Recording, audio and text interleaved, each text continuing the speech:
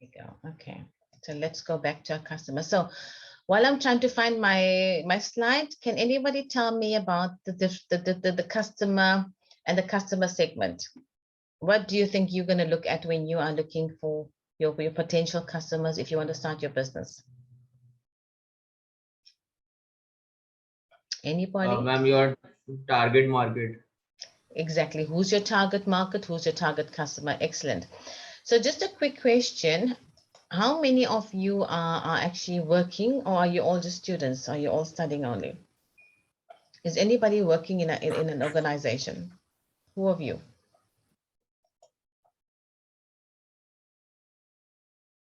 Anybody working somewhere? No? Or are you all students? From all students.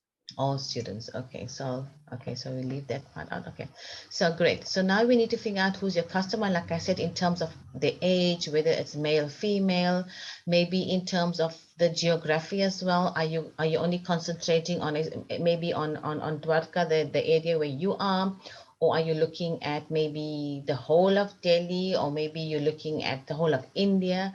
So that is how you're going to classify your customers in terms of geography, in terms of their psychography, basically in terms of their behaviors, in terms of what their needs are, in terms of their statuses, their occupations, and so on. So yeah, and then of course in terms of male, female, or whatever. So you're putting your customer, you're breaking down your target segment into smaller components to make it easier for you, because maybe you don't have the capacity to cater for everybody. You just need you're only just able currently just to do maybe just the youth age between 16 to 24, and maybe female. You can't do anyone else at the moment. And as the business grows and you start getting income and you start having extra employees or assistants to assist you in your business, then you start growing to into a bigger customer segment. Okay, so I always believe that you start small, then you can work your way up. Then you start small, you can handle it, and then you work your way up. Now you're starting big, and then you get all tangled up in this big business, and you don't know whether you coming or going, or what you're doing. Okay, right. Then we talk about key metrics. So we're on to now number 6. Number 6 is the key metrics. So basically this is, you've got a business, you've got your smoothie business going, your customers are happy, but now how are you going to measure that your customers are happy? What do you think? You're all you're all learning business and management. So what do you think might be an indication of what your customers if they're saying they're happy, but how are you going to measure it? What are you going to put in place to measure your customers satisfaction with your smoothies? What are you going to do? Any idea? Ma'am, by taking feedback and reviews. Absolutely. You do customer feedback.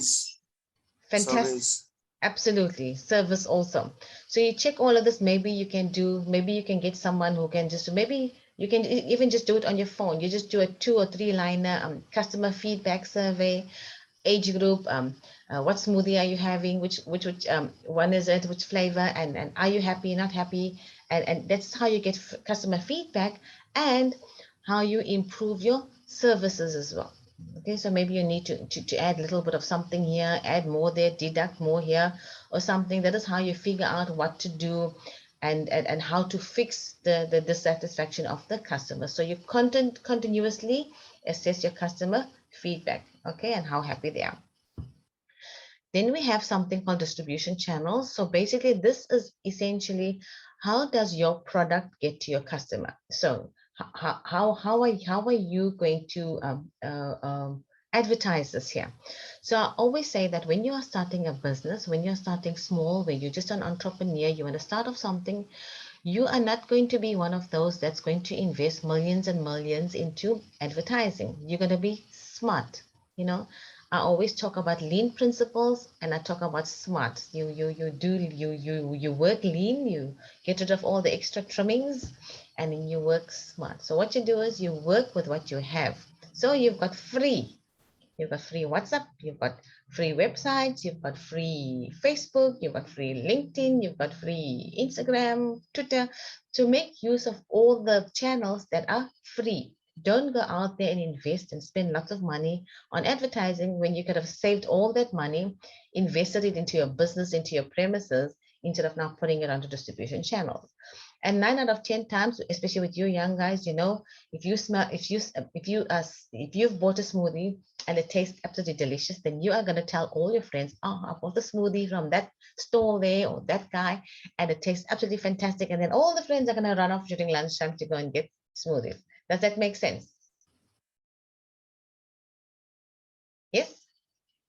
Are we together? Yes, ma'am. Great. So these are the channels, and this is the way that you're gonna do it. And also, besides, the other thing also is making it as convenient and accessible also to your customer. You're also putting it like, if you're on campus, you maybe going to have your smoothie truck maybe, or smoothie stall maybe on campus. Maybe you're going to have it just outside the campus gates. Maybe you're going to have it at the various entrances. So you're going to decide where you're going to have it that's going to be most accessible to the students. Or in your community, you're going to say, okay, the students hang out at this place here. They all go watch movies, or they all chill together at this internet cafe, and you're going to have it positioned there. Right. Oops. There we go. Right. Then we come to number 8, which is a cost structure. So when you're in your own business, you're starting your own business, you are looking at costs. So costs are going to be like your fixed costs, your variable costs. Like if you're talking about fixed costs, we're talking about what is the rental there? How much is it going to cost you to rent a building? How much is it going to cost you for electricity? How much is it going to cost for salaries? A variable cost could be like all the ingredients and essentials that you put into a smoothie. How much are the smoothie blenders going to cost? How much are the fruit going to cost? The veg going to cost? And you put all that together to do your cost structure. And of course, if you've got people working for you, you are going to pay salaries. So something about cost structure that I always I'm very passionate about, and that is, I don't know if you have studied the principles of effectuation as yet. Have you done that in your study, in your entrepreneurship as yet? Does it sound familiar? Your principles of effectuation. Yes, no? You guys haven't touched on that yet.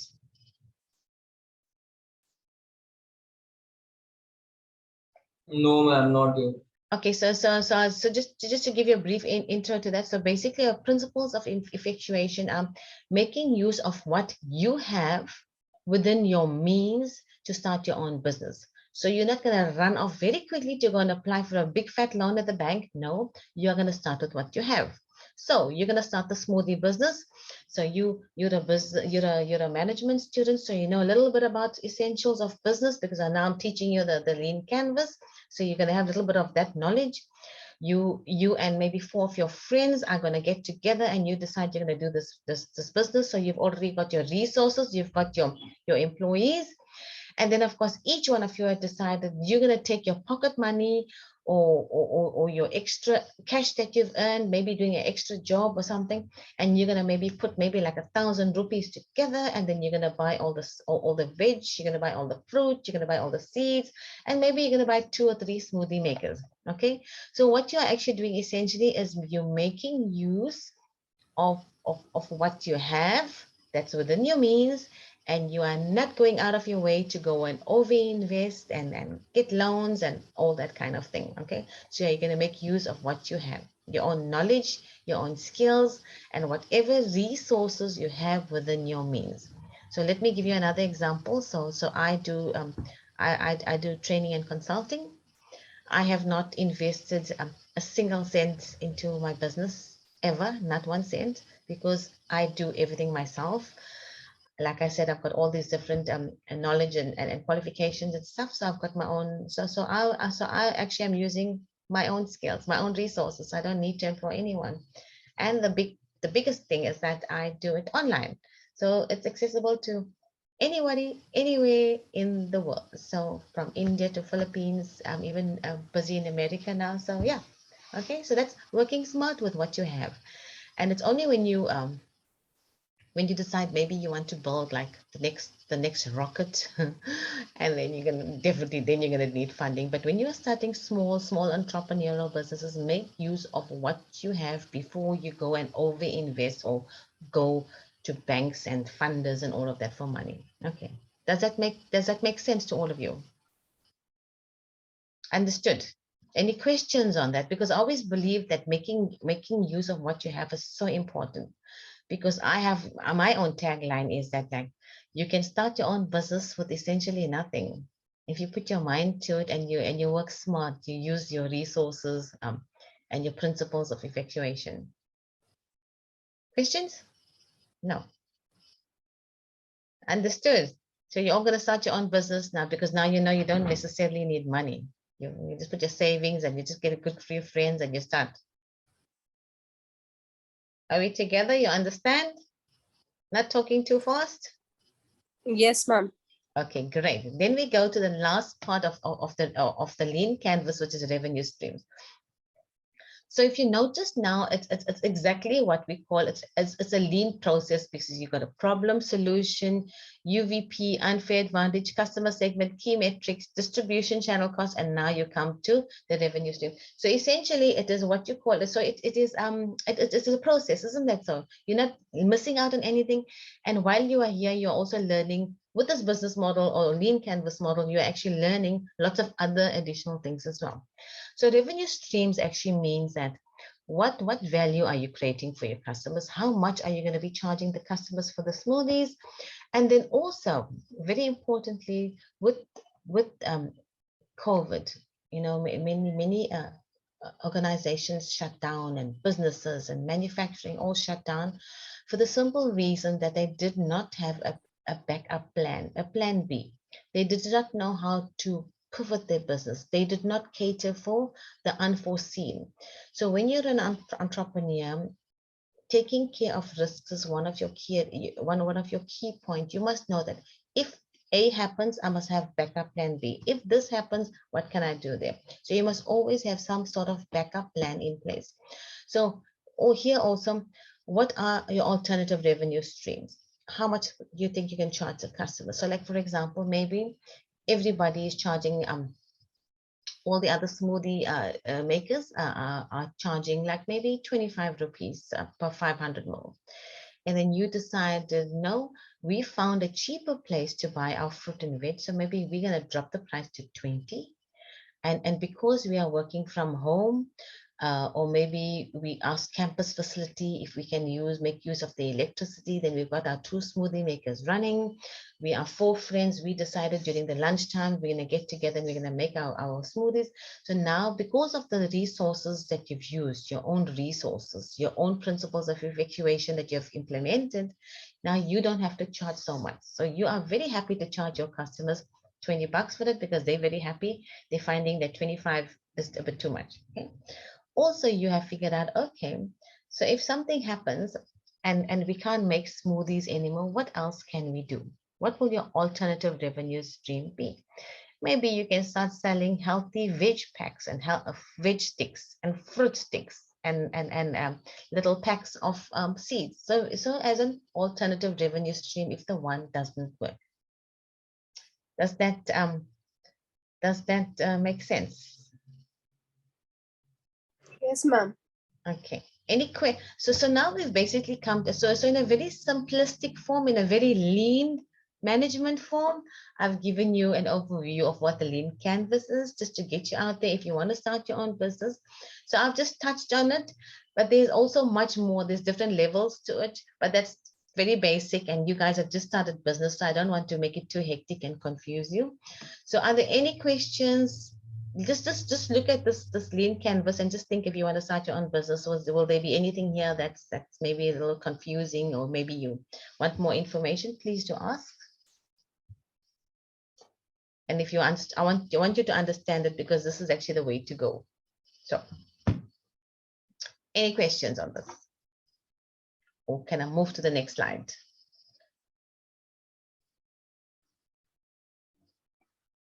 Are we all okay with this? You understood it? Didn't talk too fast? Was it very basic and easy to understand?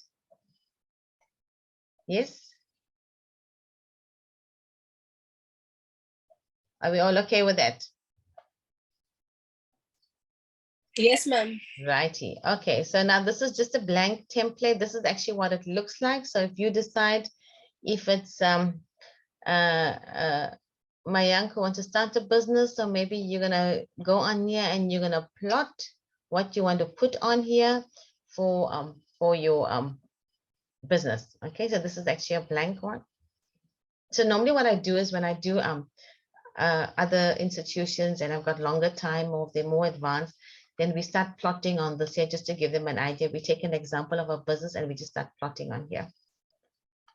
Right. So there we go. Just to summarize all of it now again. So the primary problem that you're solving is basically number one, your first block, which is a problem. So it's a primary problem you're solving. It's what you're trying to solve. And is it worth solving? Because sometimes you figure out that there's something, but then maybe it really isn't a problem and everybody's doing fine. So there's no need. Okay. So it must be something that is worth solving, not something that's over your means and over what you understand and your knowledge and skills. So you must work with something that is legitimate and that's worth solving. Okay. Right. The solution that you're offering, definitely the solution must be able to make the lives better for your potential customers. There's no use offering a solution that's not going to do anything. Then I mean, then you might be wasting your time. So your solution fit for your problem must be in place. It must be a legitimate problem and a legitimate solution for the problem. Right, then we've got the block 3, which is again your customer segment. Who is your primary your customer segment? Remember, you have different types of customer segments. You've got business to business, you've got business to customers, you've got customers to customers, and then you've got peer to peers like you guys who are maybe on campus. You're selling to your fellow peers. Does that make sense?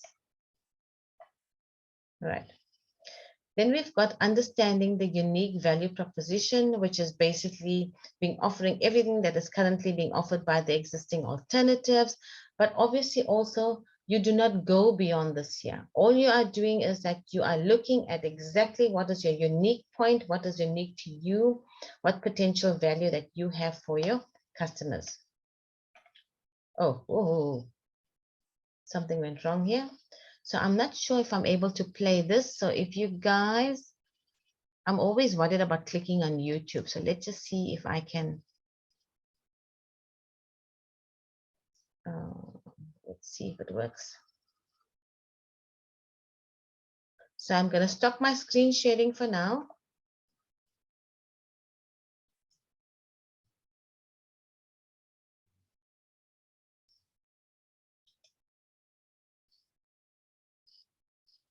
Oh.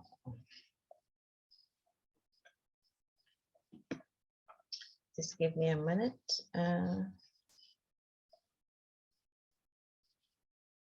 I wanted to show you this video. Oops.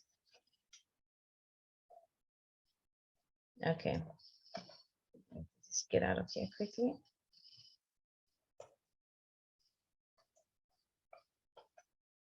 Okay, while I'm looking for that video, are there any questions that you have? Anything else?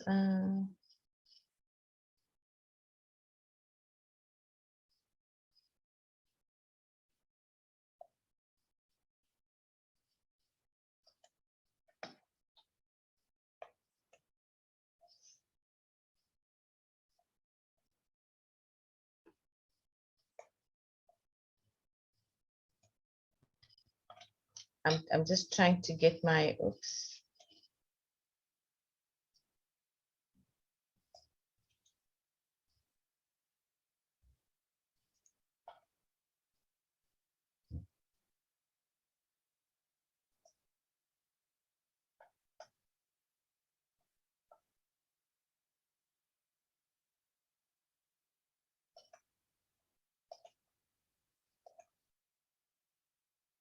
Just give me a second. I'm just trying to get you to watch this video. If it doesn't work, then it's fine. I will send the link to Prof Anuj if it doesn't work, but I'm hoping it's gonna work. So are you guys, just let me know, are you guys able to see it? Just let me Yes, ma'am. know. Can you see the video? Just let me know if you No, can see ma'am. the video. The video is not visible. We can see the link. Yeah, yes, ma'am.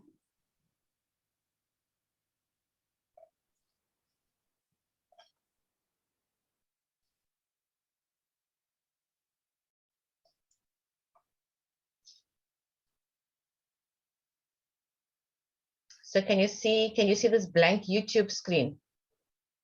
No, If you work in IT, ma'am, No, you need ma'am. Zatera, an all-in-one the remote link is- monitoring and management solution to run your entire IT operation smoothly. Funny business, just unlimited devices at a fixed.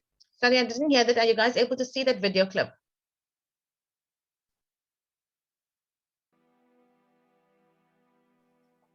Can you guys see the video clip? And we are only seeing the slide on which the links are mentioned. We are not able to see the video. You're not able to see the video. So maybe I need to now.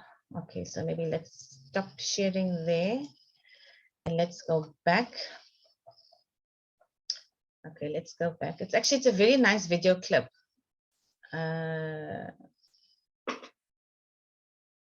Let's go back and let's see. Just let me know if you can see that.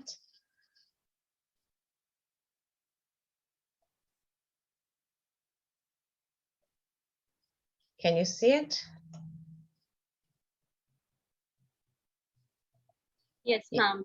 Right. So let's see now. If let me know if you can hear. I think the first is, depending upon how well you Yes, want to do, ma'am. particularly if you're starting a company, you need to work super hard. So what does super hard mean? Well, when my brother and I were starting our first company, instead of getting an apartment, we just rented a small office and we slept on the couch. And we showered at the YMCA, and we had just one computer. So the website was up during the day, and I was coding at night. 7 days a week, all the time.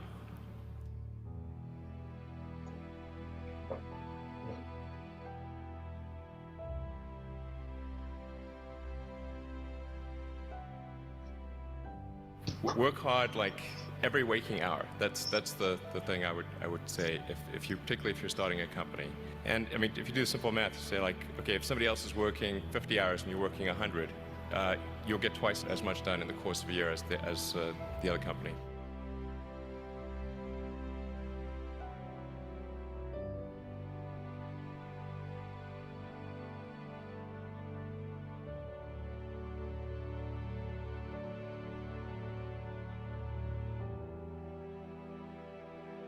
I think too is you got to make sure that whatever you're doing is a great product or service. It has to be really great. And I go back to what I was saying earlier, where if you're a new company, I mean, unless it's like some new industry or new market that, if it's an untapped market, then you have more ability to, the standard is lower for your product or service. But if you're entering anything where there's an existing marketplace against large entrenched competitors, then your product or service needs to be much better than theirs. It can't be a little bit better, because then you put yourself in the shoes of the consumer and they say, why would you buy it as a consumer? You're always going to buy the trusted brand unless there's a big difference.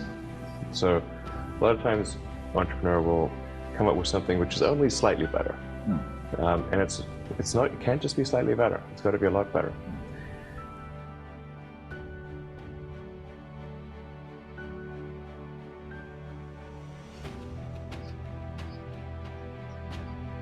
The other thing I'd say is that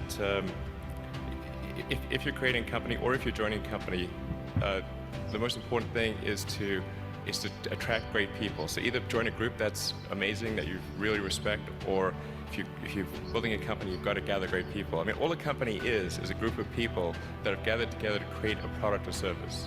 And so depending upon how talented and hardworking that group is, and the degree to which they're focused cohesively in a good direction, that will determine the success of the company. So do everything you can to gather great people if you're creating a company.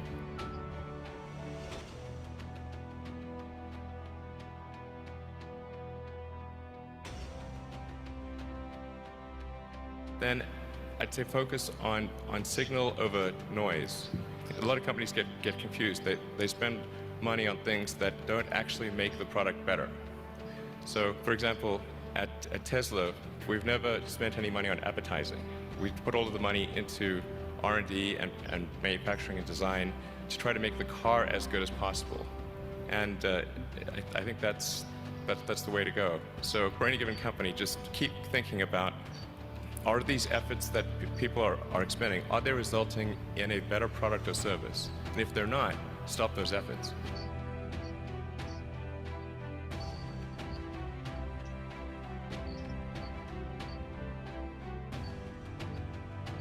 And then I think that the final thing I would encourage you to do is, now is the time to take risk. You don't have, you don't have kids, but as you get older, your obligations increase. And once you have a family, you start taking risk not just for yourself, but for your family as well. It gets much harder to do things that might not work out. So now is the time to do that before you have those obligations. So I would encourage you to take risks now. Do something bold. You won't regret it.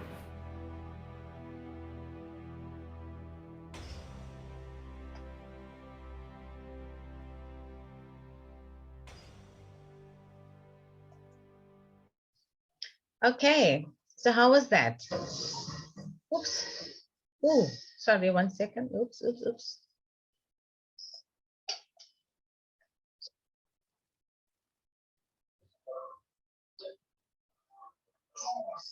Sorry. Oh.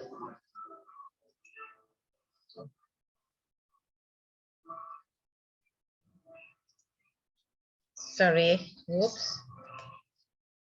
Apologies for that. Right, because this was also a very nice video, but it's a 40-minute video and I don't think we've got the time for that. Okay, so any questions?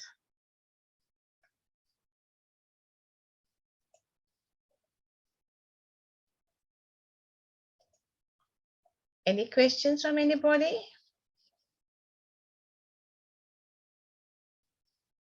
Did you like the video? Yes, ma'am. Okay. All right. So so we've kind of like come to the end of our session. So we've just got like a few minutes to go. So is there any questions from anybody?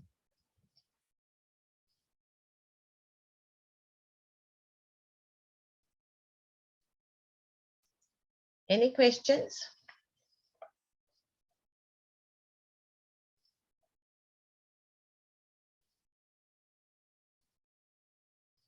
No questions? What did you learn from the video? Did it teach you anything?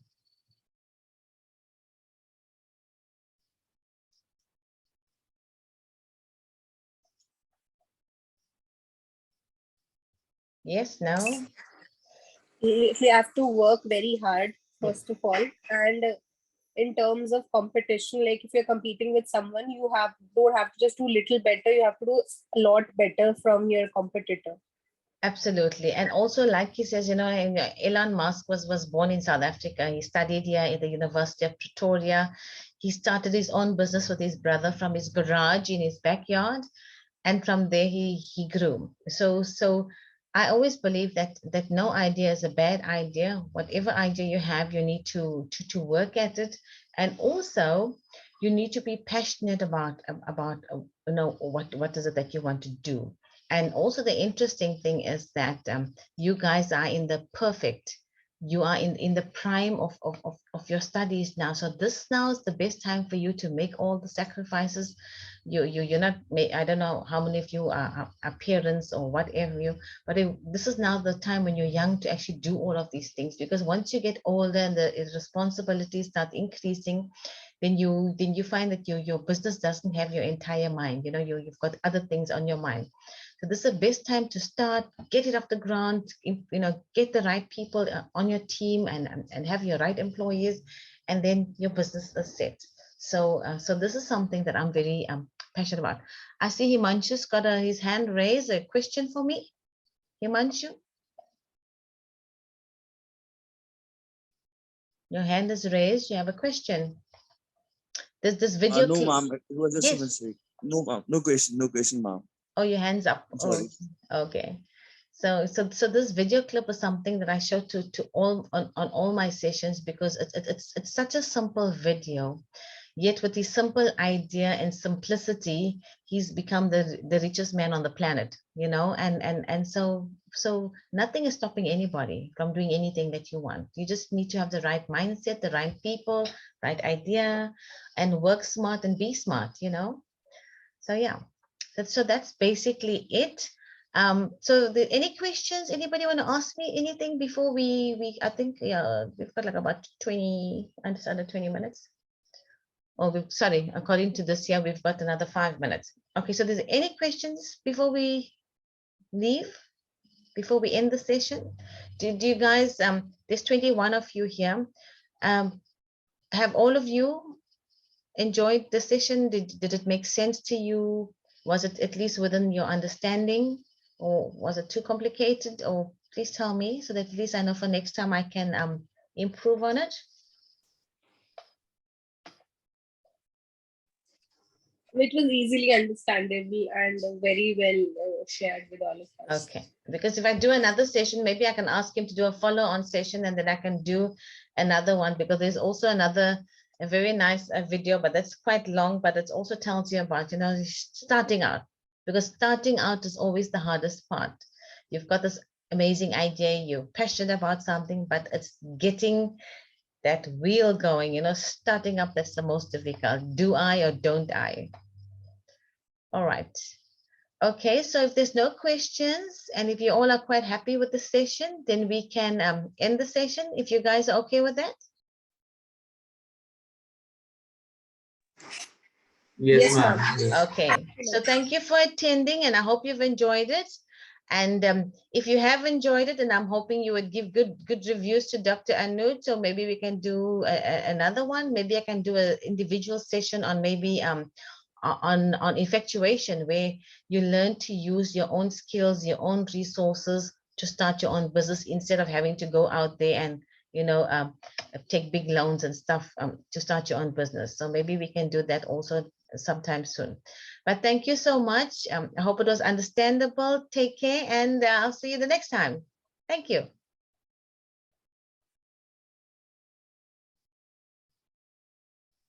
Thank you, ma'am. Thank you so much. You're welcome. Thank you, ma'am. You're welcome.